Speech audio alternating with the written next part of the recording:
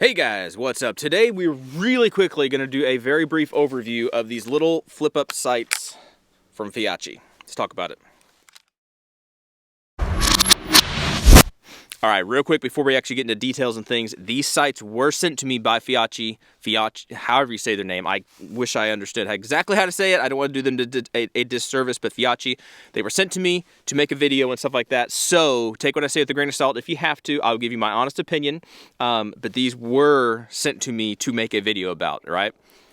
So here we go. All right, so basically we got two different sights. They're pretty much the same thing, except one is 45-degree offset. The other ones are like your normal sights. So your 45-degree offsets are good if you got a scope. You don't want to be taking your scope off, but you want to be able to have iron sights just in case something happens. You don't want to have to take off your scope. In that case, these 45-degree offset guys, they have a button on the side. You push. Button on the side, you push. They'll pop right up, and there you go. You have your sight picture. If for whatever reason your scope goes down, right? That's their main purpose, basically, right? To have it basically if something happens, you just can't your rifle, or you can just can't your rifle, right? These are not too large or obnoxious or anything in size. These stick out a little bit on the side here. That right there, screw-looking thing right there, is your button. You push the button and it pops up, and then they're locked up. To get them to come back down, you gotta push the button and pull the sight back down.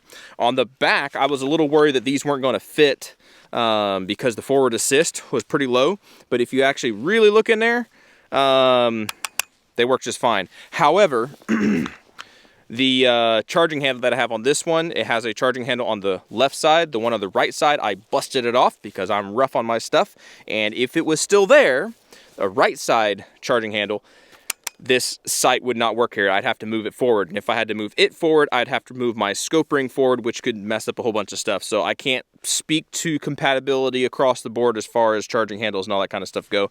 But worst case scenario, you could install it and just leave it up, and it's really not going to be in the way. I mean, even to check and see your malfunctions and stuff, it's really not going to be in the way that much. All right, and it's just, these are very, very basic sights. Nothing special about them necessarily. You need your standard tools or a bullet or a Q-tip, a toothpick, a pen, or something, whatever, to adjust your front sight for your elevation. And then for your rear sight, you just have a knob on the side that has some clicks and stuff to get your windage and stuff.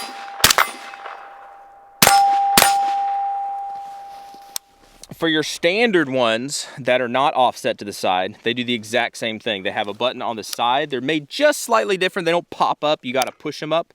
But once they're pushed up, they don't knock back down. You got to push a button on the side to pull them back down. Same thing with the rear. They're not going to fall down. You got to push the button on the side and then fold it down. So they're not quick activation per se. You have to actually flick them up. But then once they're up, they're not really going to come down unless you push the buttons, all right?